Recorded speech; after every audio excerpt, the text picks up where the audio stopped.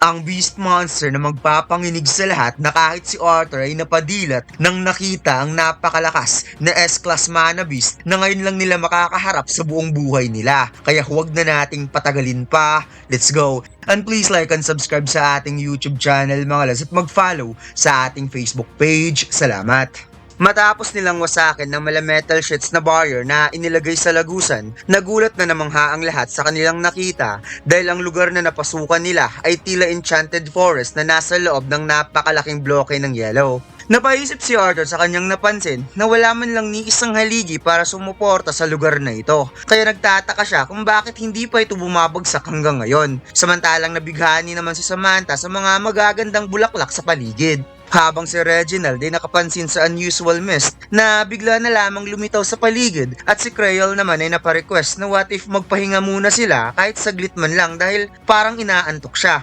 Biglang nagtataka si Arthur nang sinabi ni Creole na magpahinga muna. Kaya sinabi niya na hindi sila pwedeng tumigil dahil may something sa lugar na ito. Kaya mas mabuting ihanda nyo na ang inyong mga sarili. Napatagon nitong si Creole kung sigurado ba itong si Note dahil wala naman siyang naririnig na kahit ano. Ang nakikita lang niya ay mga naglalaki ang puno at mga damo sa paligid.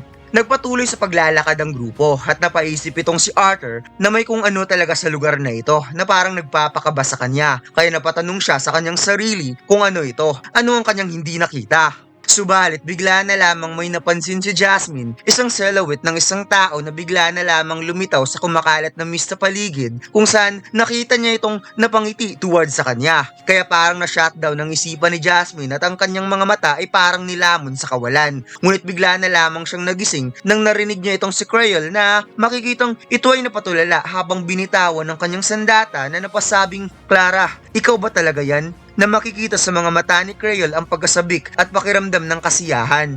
Inabot ni Creole ang kanyang kamay, kaya napansin ni Reginald na parang iba na talaga ang ikinikilos nito. Kaya tinanong niya kung okay lang ba ang body niya. Ngunit itong si Creole ay lumuluha na talaga habang inaabot ang kanyang kamay na napasabing, "Alam kong hindi ka papatay, Clara." Kung saan tumakbo na talaga papalayo si Creole upang habulin si Clara. Napamura na lamang si Arthur sa ginawa ni Creole at sinubukan niyang sumigaw at habulin para pigilan, ngunit hinawakan siya ni Jasmine dahil sa tingin niya gumagawa ng inducing illusions ang mist na nasa paligid. Kaya habang tinitingnan ni Arthur ang mist na kumakalat sa paligid, na-realize niya na kaya pala nakaramdam siya ng kaba. Sinabi ni Arthur sa lahat na huwag silang magkakahiwalay, magdikit-dikit lang sila dahil ang mist na ito ay gumagawa ng check sa kanilang mga senses at inutusan si Samantha na gumawa ng barrier. Kaya gamit ang bagong gemstone na nasa kanyang wand, nagcast ng napakakapal na water barrier si Samantha upang walang mist na makapasok sa paligid nila. Napatanong si Samantha kung sino si Clara, kaya nagkatinginan itong si Brelda at Reginald at pikit matang sinabi na siya ang fiancé ni Creole. Subalit napaka-imposible na nandito si Clara at buhay pa dahil namatay ito sa kalagitnaan ng dungeon raid at sinabi rin ni Breld na nakita rin sa dalawang mata niya kung ano ang nangyari. Nakrimit na nila ito at inilibing na nila ang ashes. Napagrip ng mahigpit si Reginald sa handle ng kanyang Warhammer at nagbungkahi na dapat hanapin nila si Creole. Ngunit tinupak na naman itong si Lucas na nainis dahil bakit hindi na naman sila naaayon sa plano at tinuturo na naman niya ang dalawa kung talaga bang mga veteranong adventurers ang dalawang to. Kaya hindi na lamang nagsalita si Brald at Reginald, instead nalungkot na lamang sila para kay Creole. Napansin ni Arthur na parang malungkot din itong si Jasmine, kaya tinanong niya ito kung ayos lang ba ito. Ngunit makikita sa mga mata ni Jasmine ang pagiging malambot kaysa sa nakasanayan at humingi ito ng sorry dahil nanginginig lang siya. Kaya tinanong ni Arthur kung may something rin bang nakita itong si Jasmine. Nasagot naman itong hindi something kundi someone. Nakita niya ang kanyang ama na inunat ang mga braso na parang gusto siya nitong yakapin at nakita niya itong ngumiti towards sa kanya. Kung kaya naalala na naman ni Jasmine ang kanyang nakaraan kung paano siya tiningnan ng kanyang pamilya bilang isang mababang uri. Nanginig ang kamay ni Jasmine kaya hinawakan ito ni Arthur at sinabi na huwag kang mag-alala, magiging ayos ang lahat. Kaya nagsimulang ngumiti si Jasmine na para bang gumaan ang kanyang pakiramdam kaya napag-good job itong si Arthur. At sinabi na patungkol naman sa mist na ito, may magic spell ka ba na kayang i-clear ang paligid? Nasagot naman itong hindi sapat ang lakas niya, ngunit sa tingin niya kaya niyang gumawa ng path para mahanap si Creole.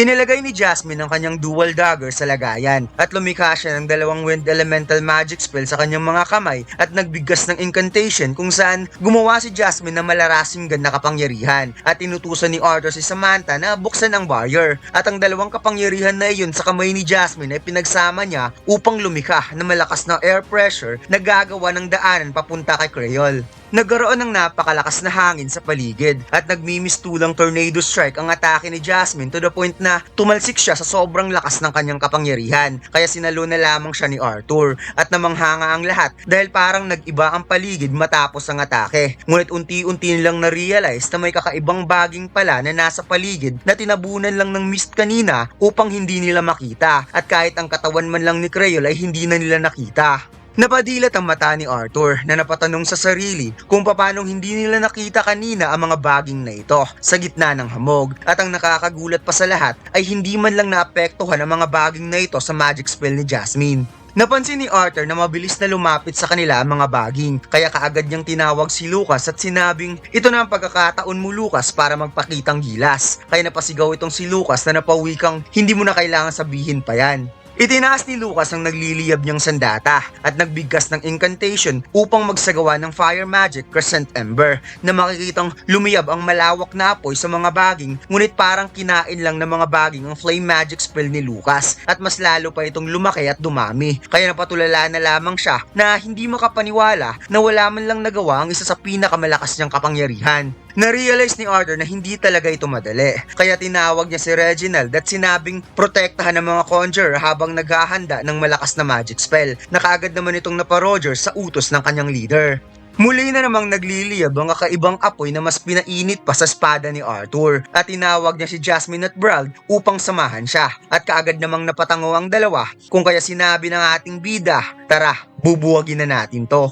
Mabilis na umatake ang mga baging towards nila Arthur, samantalang ang ating mga bida ay nakahanda ng mag-engage sa laban na makikitang lumiyab ang kulay asul na apoy sa espada ni Arthur at si Jasmine naman ay ginamit ang wind elemental affinity upang mag-unleash ng wind slashes at si Brauld naman ay walang kahirap-hirap na niliyaban ang mga vines gamit ang fire affinity sa kabila ng isang kamay lang ang gamit nito. Nag-unleash si Arthur ng blue flame slashes towards sa mga vines, ngunit nakita niya na parang wala man lang epekto ang kanyang atake sa kabila ng napakainit na apoy ang ginamit niya at nagawa pang makapag-counter ng mga baging kahit kakaputol lang ni Arthur at buti na lang kaagad itong naiwasan ng ating bida. Napansin ni Arthur na sumunod na ring umatake ang napakaraming baging papunta sa kanya, kaya nagsagawa ng matinding atake ang ating bida gamit ang mala blue flame vertex slash kung saan parang dinaanan ng makinarya ang mga baging na nagkaputol-putol sa lakas ng atake ni Arthur. Subalit na obserbahan ni Arthur ang galaw ng baging matapos niya itong hatiin, nakita niya ang mga tubig na naipapalabas ng baging matapos putulin bago muling makapag-regenerate. Kaya dito napaisip si Arthur na ito ang dahilan kung bakit hindi nasusunog ang mga baging dahil sa tubig na nasa loob nito. Pinalitan ni Arthur ang kulay ng apoy sa kanyang espada para mas papainitin pa ang apoy na kanyang may produce at muling sumubok na mag-slash kaya inabangan ni Arthur kung ano ang magiging reaksyon ng mga baging matapos ang kanyang atake at sa pagkakataong ito, hindi na muling nakapag-regenerate ang mga baging realizing na gumana ang idea niya. Kaya kaagad niyang sinabihan si Brauld na gamitin ang searing spell sa espada nito. Ngunit nagulat na lamang si Arthur sa kanyang nakita dahil parang nilamon si Brauld sa kanyang isipan na makikitang sobrang hype ni Brauld at random na inaatake ang baging na hindi pinag-iisipan at napasabing hindi magpapakumbaba ang isang AA class augmenter sa oversized vines. Napamura na lamang si Arthur sa kanyang isipan nang nakitang wala nang pakialam si Brauld sa kanyang ginagawa at napatingin naman siya sa kabila. Nakita niya si Jasmine na sobrang focus sa kanyang ginagawa at nag-iisip din talaga kung paano i-countermeasure ang walang katapusang baging. Kaya sinabi ni Arthur na ito talaga ang inaasahan niya kay Jasmine at mukhang hindi na kailangan ng tulong niya. Kaya mabilis na tumakbo si Arthur para puntahan kaagad ang nagwawala na si Brauld. Patuloy pa rin sa random na atake itong si Brauld. Ngunit napansin na lamang niya na pumulupot na pala sa buong katawan niya ang napakaraming baging, realizing na hindi na siya makakagalaw kaya sinubukan na lamang niyang kagatin ng baging ngunit namutla na lang ang mukha niya, hindi niya ito kayang putulin. biglang nagkaroon ng mga slashing moment na pumutol sa napakaraming baging. At ito pala ay si Arthur na nagawang mailigtas si Brawl sa kabila na nagiging pabigat na rin ito sa grupo. Kaya napawi ka ang ating bida na di ba sinabi mo kanina na ito na ang magiging huli mong dungeon raid. Sinabi mo ba yon dahil gusto mong mamatay dito? O kung hindi, lumaban ka na may katinuan sa isipan dahil kailangan ka namin. Kaya tumayo si Brawl na parang nahiya kay Arthur. Uminom ng elixir potion si Lucas Wikes at dito'y maangas nitong tinapon ng bote ng elixir at kaagad nagsagawa ng incantation upang lumikha ng napakalakas na magic spell na makikitang nagpaulan ng napakaraming apoy ang staff ni Lucas. Habang tumakbo naman pabalik sina Arthur, Jasmine at Brawl. Kaya habang tumatakbo, nakita ni Arthur ang teknik na ginamit ni Lucas na kahit mahina ang ginamit niyang kapangyarihan, ngunit isa naman itong highly flammable spell na kaya mag-spread ng contact sa mga vines, realizing na mukhang nasa tamang katinuan pa itong si Lucas. Samantalang habang naghahanda ng malakas na magic spell itong si Elijah, may lumusot na vine sa area ni Reginald na gustong rektang atakihin si Elijah. Kaya napasigaw si Reginald upang mapansin ni Elijah, ngunit bigla itong nahati gamit ang nagliliyab na espada ni Brawl Landon. Tumango na lamang si Elijah kay Brawl na parang nagpapasalamat siya sa ginawa nito at kaagad itong naggas ng malawakang magic spell na makikitang itinuon ni Elijah ang kanyang palad sa ground upang gumuho ang lupa kung nasaan ang mga vines. Kaya napaisip itong si Arthur na dahil sa gumuho ang lupa, ang liquid fire magic spell ni Lucas ay mas lalong kakalat sa ilalim ng lupa. Kaya mahihirapang makapag-regenerate ang mga vines at gamit ang magic spell ni Samantha, may sapat na oras na sila para hanapin si Creole kung saan nagbigkas na ng incantation nitong si Samantha upang lumikha ng water magic spell na tinatawag niyang Aqua Siphon. Itinuon ni Samantha ang kanyang magic wand sa mga vines at ipinaliwanag ni Arthur na ang Aqua Siphon na isang utility skills na normally ginagamit upang i-gather ang mga tubig na nasa paligid, na makikitang kinuha ng kanyang magic spell ang mga tubig na nasa loob ng vines. Kaya matapos kunin ni Samantha ang lahat ng tubig, nagmimistulang ibinalad ng ilang araw ang mga vines sa sobrang tuyo. Napag-good job itong si Arthur, ngunit napansin niya na bigla na lamang hinimatay itong si Samantha, kaya kaagad niya itong sinalo at sinabi ng ating bida na hindi niya akalaing gagamit si Samantha ng isang utility magic spell sa ganitong napakadelikadong sitwasyon. Napangiti si Samantha na parang gumaan ang pakiramdam niya nang nakitang nasatisfy si Note sa ginawa niya, at napansin niya na parang may kakaiba sa paligid at dito'y nakita nila kung paano inabsorb ng mga vines ang mist sa paligid na makikitang parang nag-charge up lang ito ng enerhiya at bigla na lamang bumalik sa dati. Kaya napadilat ang mata ni Lucas nang na-realize na nasayang lang ang ginawa niya kanina. Napansin ni Arthur na bumalik na naman ng mist sa paligid katulad kanina, at minaiging inisip ng ating bida ang naging sitwasyon na kasalukuyang ina-absorb ng mga vines ang mist dahil ang kanilang magic spell, ngunit bigla na lamang natahimik si Arthur nang nakita niya ang lahat niyang mga kasamahan na napatulala na parang nawalan ng pag-asa sa buhay sa sobrang gulat. Kaya nang lumingon si Arthur upang makita kung ano ang kinagulat ng mga kasamahan, napatulala na lamang siya ng saglit at dumilat ang kanyang mga mata na parang nakaramdam siya ng heavy pressure sa katawan nang nakita ang napakalaking beast monster, isang sintor na gawa sa baging ang katawan, at mukhang ito na ang pinaka-boss sa dungeon na ito. At dito lang nagtatapos ang chapter na ito mga lads. Huwag mo sanang kalimutan mag-like, comment at mag-subscribe sa ating YouTube channel at mag-follow sa ating Facebook page. Salamat!